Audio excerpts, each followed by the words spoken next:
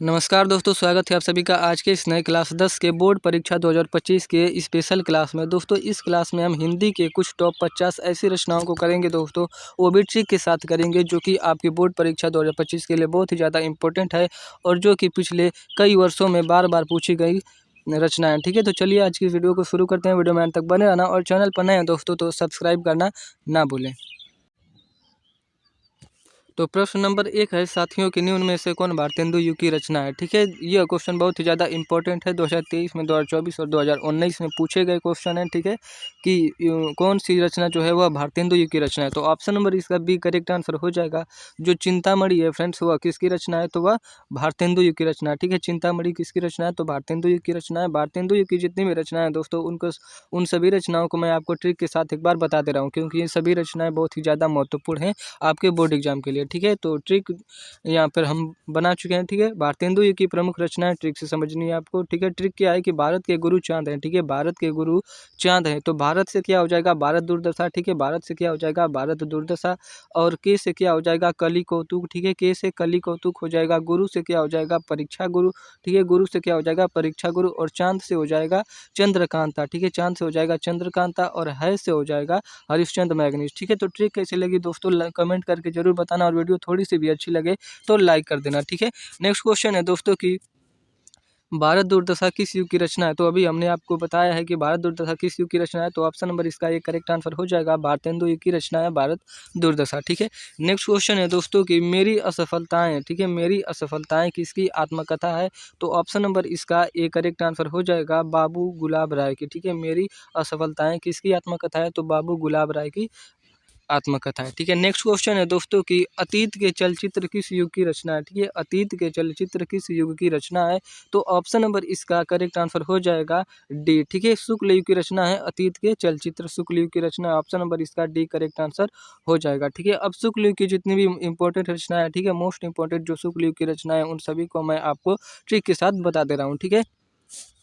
तो ट्रिक क्या है दोस्तों, ट्रिक है इसकी गोदान जनता से। ठीक है, सॉरी यहाँ पे जनता नहीं, यहाँ पे रहेगा चिंता से। ठीक है, एक मिस्टेक हो गया है। ठीक है, गोदान चिंता से लौट आ घर चलते हैं। ठीक है, ट्रिक क्या है हमारी कि गोदान चिंता से लौट आ घर चलते हैं। ठीक है, तो गोदान से क्या हो जाएगा, गोदान हो जाएगा। ठीक है, जो कि मुंशी प्रेमचंद द्वारा रचित एक उपन्यास है। ठीक है, गोदान हो जाएगा। उसके बाद क्या हो जाएगा, चिंता से चिंतामणि हो जाएगा। ठीक है, चिंता से क्या याद रखेंगे, चिंतामणि। और उसके बाद से क्या हो जाएगा, साहित्य संदेश। ठीक है, से क्या याद रखेंगे, साहित्य संदेश। लौट आ से मतलब कि लौटता हुआ दिन। ठीक है, यह भी एक रचना है, लौटता हुआ दिन। उसके बाद घर क्या रहेगा, इसमें साइलेंट रहेगा, यानी कि घर का मतलब कुछ नहीं है, सिर्फ इसको सेंटेंस को सही बनाने के लिए हमने रखा है। ठीक है, उसके बाद चलते हैं से हो जाएगा अतीत के चलचित्र। ठीक है, तो ट्रिक कैसी लगी दोस्तों आप जरूर बताएगा। एक बार फिर से रिपीट कर देता हूँ कि गोदान चिंता से लौट आ घर चलते हैं। गोदान से गोदान हो जाएगा, चिंता से क्या हो जाएगा, चिंतामणि। से हो जाएगा साहित्य संदेश। और लौट आ से हो जाएगा लौटता हुआ दिन। और चलते हैं से अतीत के चलचित्र। ठीक है,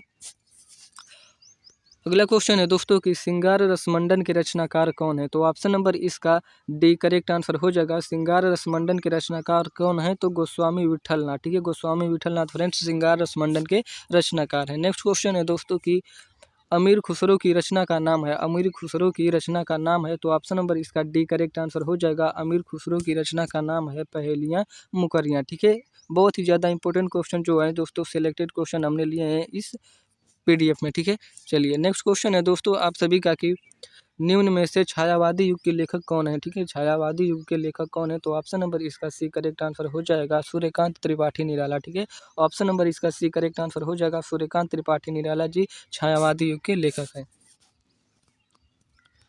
अगला क्वेश्चन है दोस्तों कि भारत भारती के रचयिता कौन है। ठीक है, भारत भारती के रचयिता कौन है, डबल स्टार इसको कर लीजिए, ये भी इंपॉर्टेंट क्वेश्चन है। ठीक है, जो कि 2024 और 2024 के आल सेट्स में पूछा गया क्वेश्चन है कि भारत भारती के रचयिता कौन है, तो ऑप्शन नंबर इसका सी करेक्ट आंसर हो जाएगा। भारत भारती के रचयिता कौन है, तो मैथिली शरण गुप्त हैं। ठीक है, मैथिली शरण गुप्त भारत भारती के रचयिता हैं। इनकी अन्य जो मोस्ट इंपॉर्टेंट रचना है उन सभी को मैं आपको बता दे रहा हूँ कौन कौन सी है, तो साकेत है। ठीक है, साकेत है। उसके बाद कौन सी है, पंचवटी है। साकेत, पंचवटी, यशोधरा और द्वापर, ये मैथिली शरणगुप्त जी की मोस्ट इंपॉर्टेंट रचना है जो कि पेपर में पूछी जाती हैं अक्सर। अगला क्वेश्चन है दोस्तों कि आचार्य रामचंद्र शुक्ल की रचना कौन सी है। ठीक है, आचार्य रामचंद्र शुक्ल की रचना कौन सी है। ऑप्शन है इसका चिंतामणि, ऑप्शन बी है भारत का इतिहास, और ऑप्शन सी है करबला, ऑप्शन डी है यामा। तो ऑप्शन नंबर इसका ए करेक्ट आंसर हो जाएगा चिंतामणि। ठीक है, चिंतामणि किसकी रचना है, तो आचार्य रामचंद्र शुक्ल की रचना है। और आचार्य रामचंद्र शुक्ल की रचनाओं में जो मोस्ट इंपॉर्टेंट रचना है, जो कि अक्सर बोर्ड परीक्षाओं में पूछी जाती है, उनकी ट्रिक मैंने बना रखी है। ठीक है, तो आपको बता दे रहा हूँ उसकी ट्रिक क्या है दोस्तों की सुरती चाही तू आजा। ट्रिक ये है कि सुरती चाही तू आजा। ठीक है, तो अब इसका हो जाएगा सुरती से सु से क्या हो जाएगा सूरदास। ठीक है, सु से क्या हो जाएगा सूरदास, ये भी रचना का नाम है। उसके बाद र से क्या हो जाएगा रस मीमांसा। ठीक है, रस मीमांसा। उसके बाद ती से हो जाएगा आपका त्रिवेणी। ठीक है, त्रिवेणी। उसके बाद हो जाएगा चा से चिंतामणि। ठीक है, च से चिंतामणि। और ही से क्या हो जाएगा हिंदी साहित्य का इतिहास। और आ से हो जाएगा तुलसी ग्रंथावली, और सॉरी तू से हो जाएगा तुलसी ग्रंथावली। ठीक है, और आजा का मतलब इसमें डाल देंगे साइलेंट कर देंगे। ठीक है, यानी कि इन सभी का केवल महत्व है इसमें ट्रिक में। ठीक है, तो ट्रिक आपको याद कैसी लगी जरूर बताइएगा, और ट्रिक ये आप याद कर लीजिएगा। ठीक है, स्क्रीनशॉट लेके रख सकते हैं। सुरती चाही तू आजा। नेक्स्ट क्वेश्चन है दोस्तों कि कामायनी किसकी रचना है। ठीक है, तो ऑप्शन नंबर इसका बी करेक्ट आंसर हो जाएगा। कामायनी किसकी रचना है, तो जयशंकर प्रसाद की रचना है कामायनी। ठीक है, बहुत ही ज़्यादा इंपॉर्टेंट क्वेश्चन है कि कामायनी किसकी रचना है, तो जयशंकर प्रसाद की रचना है। जयशंकर प्रसाद से पूछे जाने वाली सभी रचनाओं की मैंने ट्रिक बना रखी है, तो ये ट्रिक आपको भी शेयर कर दे रहा हूँ। ठीक है, जयशंकर प्रसाद की रचना है। ट्रिक क्या है कि तितली को आम से इश्क है। ठीक है, ट्रिक क्या है हमारी कि तितली को आम से इश्क है, तो तितली हो जाएगा पहला। ठीक है, जयशंकर प्रसाद की रचना। दूसरा क्या हो जाएगा कामायनी, यानी को से क्या हो जाएगा कामायनी। उसके बाद आम में जो आ है उससे क्या हो जाएगा आंसू हो जाएगा। म से क्या हो जाएगा ममता, जो कि हमारे कक्षा 10 में दिया गया है चैप्टर। ठीक है, उसके बाद से साइलेंट हो जाएगा। ई से क्या हो जाएगा इरावती। स से क्या हो जाएगा स्कंदगुप्त। ठीक है, स से क्या हो जाएगा स्कंदगुप्त हो जाएगा। उसके बाद क से क्या हो जाएगा कामायनी। ठीक है, चलिए नेक्स्ट क्वेश्चन है दोस्तों कि आंगन के पार द्वार के रचयिता कौन है। ठीक है, आंगन के पार द्वार के रचयिता कौन है, तो ऑप्शन नंबर इसका करेक्ट आंसर हो जाएगा सी। आंगन के पार द्वार के रचयिता कौन है, तो अज्ञेय हैं। ठीक है, आंगन के पार द्वार के रचयिता। नेक्स्ट क्वेश्चन है दोस्तों कि आवारा मसीहा के लेखक कौन है। ठीक है, आवारा मसीहा के लेखक कौन है, तो ऑप्शन नंबर इसका सी करेक्ट आंसर हो जाएगा। आवारा मसीहा के लेखक हैं विष्णु प्रभाकर। ठीक है, विष्णु प्रभाकर हैं आवारा मसीहा के रचनाकार या लेखक। नेक्स्ट क्वेश्चन है दोस्तों कि नीड़ का निर्माण फिर किस लेखक की रचना है, तो ऑप्शन नंबर इसका ए करेक्ट आंसर हो जाएगा। नीड़ का निर्माण फिर किस लेखक की रचना है, तो हरिवंश राय बच्चन की रचना है। ठीक है, और हरिवंश राय बच्चन जी की एक और मोस्ट इंपॉर्टेंट रचना है जो कि परीक्षा में पूछी जाती है, क्या बोलूँ क्या याद करूँ। ठीक है, क्या बोलूँ क्या याद करूँ किसकी रचना है, या किस लेखक की रचना है, तो हरिवंश राय बच्चन जी की।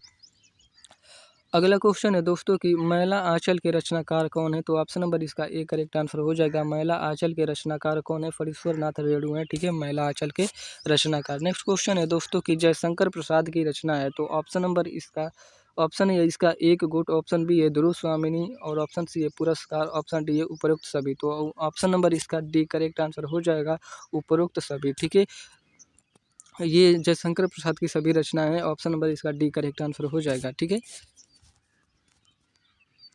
अगला क्वेश्चन है दोस्तों कि शिक्षा और संस्कृति के लेखक कौन है, तो ऑप्शन नंबर इसका ए करेक्ट आंसर हो जाएगा। शिक्षा और संस्कृति के लेखक कौन है, डॉक्टर राजेंद्र प्रसाद हैं शिक्षा और संस्कृति के लेखक। ठीक है, शिक्षा और संस्कृति के लेखक कौन है, तो डॉक्टर राजेंद्र प्रसाद हैं। नेक्स्ट क्वेश्चन है दोस्तों कि छत्रसाल दशक के रचयिता कौन है, तो ऑप्शन नंबर इसका बी करेक्ट आंसर हो जाएगा। छत्रसाल दशक के रचयिता कौन है, महाकवि भूषण है। ठीक है, छत्रसाल दशक के रचयिता कौन है, तो महाकवि भूषण है छत्रसाल दशक के रचयिता। नेक्स्ट क्वेश्चन है दोस्तों कि प्रिय प्रवास के रचनाकार कौन है। ठीक है, प्रिय प्रवास के रचनाकार कौन है, तो ऑप्शन नंबर इसका करेक्ट आंसर हो जाएगा बी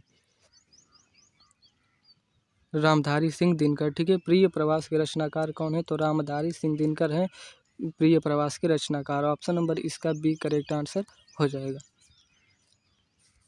नेक्स्ट क्वेश्चन है दोस्तों कि प्रसिद्ध आत्मकथा। ठीक है, प्रसिद्ध आत्मकथा क्या बोलूं क्या याद करूं के लेखक हैं, तो ऑप्शन नंबर इसका करेक्ट आंसर हो जाएगा ए। क्या बोलूं क्या याद करूं किसकी रचना है, तो हरिवंश राय बच्चन जी की आत्मकथा है। ठीक है, अगला क्वेश्चन है दोस्तों कि साकेत के रचनाकार कौन है। ठीक है, साकेत के रचनाकार कौन है, तो ऑप्शन नंबर इसका सी करेक्ट आंसर हो जाएगा। साकेत के रचनाकार हैं सुमित्रा नंदन पंत जी। ठीक है, ऑप्शन नंबर इसका सी करेक्ट आंसर हो जाएगा, सुमित्रा नंदन पंत। नेक्स्ट क्वेश्चन है दोस्तों कि उर्वशी के रचनाकार कौन है। उर्वशी के रचनाकार कौन है, तो ऑप्शन नंबर इसका ए करेक्ट आंसर हो जाएगा। उर्वशी के रचनाकार हैं रामधारी सिंह दिनकर। ठीक है, रामधारी सिंह दिनकर उर्वशी के रचनाकार हैं। अगला क्वेश्चन है दोस्तों कि हरिवंश राय बच्चन की रचना कौन सी है। हरिवंश राय बच्चन की रचना कौन सी है। ऑप्शन है इसका मधुबाला, ऑप्शन बी है मधुशाला मधुबाला और ऑप्शन सी है मधु कलश और ऑप्शन डी है उपरोक्त सभी। तो ऑप्शन नंबर इसका डी करेक्ट आंसर हो जाएगा। ये तीनों रचनाएं जो हैं मधुबाला मधुशाला और मधु कलश, ये किसकी रचनाएं हैं, तो ये हरिवंश राय बच्चन जी की रचनाएं। ठीक है, यह याद कर लेना आप कि मधु शब्द से जो भी रचना आएगी वह किसकी रचना रहेगी, तो हरिवंश राय बच्चन की रचना रहेगी। लास्ट क्वेश्चन है दोस्तों आप सभी का कि बिहारी किस युग के कवि हैं। ठीक है, बिहारी किस युग के कवि हैं, तो ऑप्शन नंबर इसका बी करेक्ट आंसर हो जाएगा। जो बिहारी हैं वह रीतिकाल के कवि हैं। ठीक है, ऑप्शन नंबर इसका बी करेक्ट आंसर हो जाएगा। बिहारी किस काल के कवि हैं, तो रीतिकाल के कवि हैं। मिलते हैं किसी और नए वीडियो में दोस्तों, तब तक के लिए जय हिंद, वंदे मातरम।